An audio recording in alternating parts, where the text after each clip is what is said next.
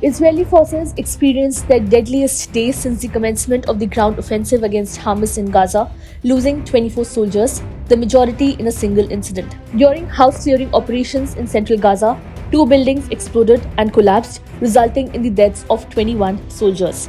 An additional 3 officers were reported killed in intense fighting in the southern city of Khan Yunis, bringing the total Israeli Defense Forces death toll during the ground operation to 219. Israel's Defense Minister Yoav Gallant described it as a difficult and painful morning and emphasized the need to achieve the goals of the fighting. The incident occurred as reservist units were clearing houses in central Gaza, where Israeli forces had laid mines inside buildings for a planned demolition. The mines are believed to have been triggered by a rocket-propelled grenade fired at a nearby tank.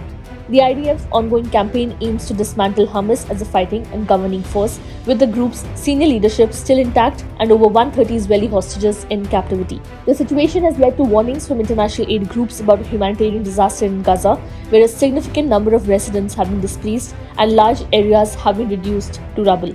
In late November, a 7-day ceasefire enabled the release of over 100 Israeli hostages. However, diplomatic efforts for a renewed agreement have hit a standstill due to increasing pressure on the Israeli government, both domestically and internationally.